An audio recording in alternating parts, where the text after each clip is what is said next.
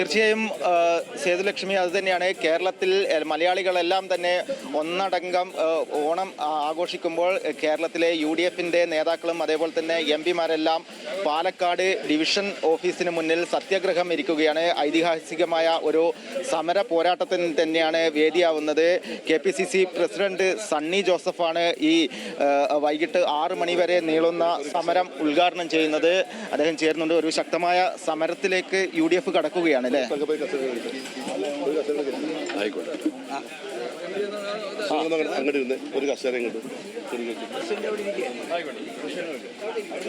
UDFിന്റെ ഭാഗത്തു നിന്നും ശക്തമായ പ്രതിഷേധത്തിലേക്ക് കടക്കുകയാണ്. MP മാരെല്ലാം തന്നെ ഇവിടെ എത്തിച്ചേർന്നിട്ടുണ്ട്.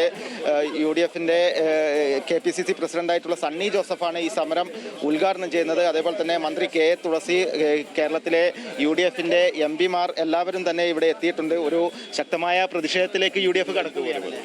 കേരളത്തിന്റെ ജനവികാരമായിരിക്കും ഇവിടെ പ്രതിഫലിക്കപ്പെടുന്നത്. തിരുവോണ നാളിലാണ് ഇത്തരത്തിലൊരു സമരം സംഘടിപ്പിച്ചത്. നിർബന്ധിതമാണ് അങ്ങനെ ഒരു സമര സാഹചര്യം നിലനിൽക്കുന്നു. ഈ പാർലമെന്റിലടക്കം UDF പ്രതിഷേധം അറിയിച്ചിട്ടുണ്ട്. പാർലമെന്റ് ഞങ്ങൾ ഇന്ത്യൻ റെയിൽവേയും കേന്ദ്ര ഗവൺമെന്റും കേരളത്തോട് കാണിക്കുന്ന അവഗണനയ്ക്കെതിരെ നിരന്തരമായി പാർലമെന്റിനകത്ത് ഞങ്ങൾ ശബ്ദം ഉയർത്തുന്നവരാണ്. ഞങ്ങൾ മന്ത്രിമാരെ കാണുന്നവരാണ്. ഇതിപ്പോൾ അതിന്റെ മറ്റൊരു ഉദാഹരണമാണ്. ശക്തമായി ഞങ്ങൾ ഇവിടെയും പ്രതിഷേധിക്കും, പാർലമെന്റിലും പ്രതിഷേധിക്കും, റെയിൽവേ ബോർഡിന് മുന്നിലും പ്രതിഷേധിക്കും.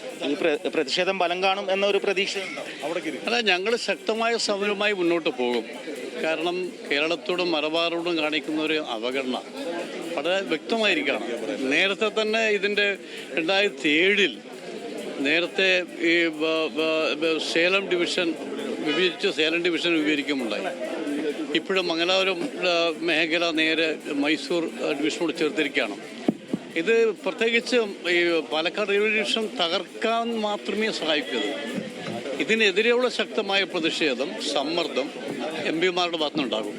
ഈ കഞ്ചിക്കോട് കോച്ച് ഫാക്ടറി നഷ്ടപ്പെട്ടു. അതിന് പിന്നാലെ തന്നെ വീണ്ടും ഒരു ഡിവിഷൻ കൂടെ നഷ്ടപ്പെടാൻ വേണ്ടി പോകും. കഞ്ചിക്കോട് കോച്ച് ഫാക്ടറി 13 വർഷം മുമ്പ് UPA സർക്കാർ തറക്കല്ലിട്ടതാണ്. പിന്നീട് വന്ന BJP സർക്കാർ അത് ഉപേക്ഷിക്കുകയാണ് ഉണ്ടായത്.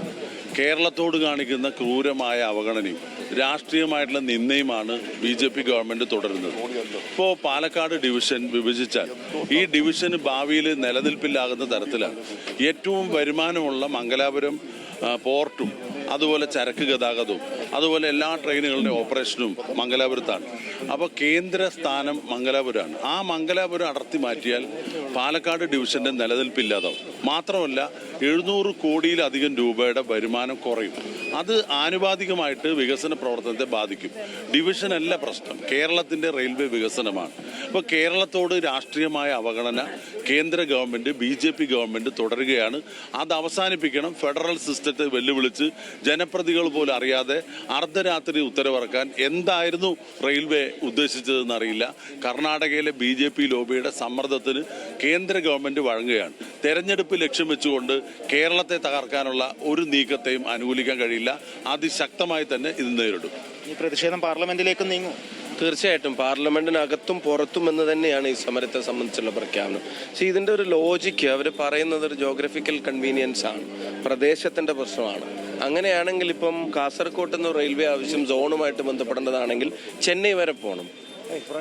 അങ്ങനെയാണെങ്കിൽ ആ പറയുന്ന അതേ ലോജിക്ക്, അതേ മാനദണ്ഡം ഇവിടുത്തെ സോണിൻ്റെ കാര്യത്തിൽ എന്തുകൊണ്ട് അപ്ലിക്കബിൾ അല്ല? കേരളത്തിന് എന്തുകൊണ്ടോ റെയിൽവേ സോൺ തരുന്നില്ല? എന്നാൽ കാസർഗോഡ് മുതൽ തിരുവനന്തപുരം വരെയുള്ള കാര്യങ്ങൾ കേരളത്തിനകത്ത് വെച്ച് തന്നെ ഒരു സോണാക്കി മാറ്റുന്നതിനൊരു തീരുമാനം എടുക്കുന്നില്ല. അപ്പോൾ അവിടെ ദൂരത്തിൻ്റെയും കൺവീനിയൻസിൻ്റെയും പ്രശ്നം പറയുക, ഇവിടെ അതൊരു അവഗണനക്ക് കാരണമാക്കി മാറ്റുക. അങ്ങനെ ഉത്തരം കൃത്യമാണ്. ഇതൊരു അഡ്മിനിസ്ട്രേറ്റീവ് ഡിസിഷൻ അല്ല, ഇതൊരു അഡ്മിനിസ്ട്രേറ്റീവ് കൺവീനിയൻസ് അല്ല, ഇതൊരു ലോജിക്കൽ ഡിസിഷൻ അല്ല, ഇത് പൊളിറ്റിക്കൽ ഡിസിഷനാണ്, പൊളിറ്റിക്കൽ കൺവീനിയൻസ് ആണ്, കേരളത്തോടുള്ള അവഗണനയാണ്.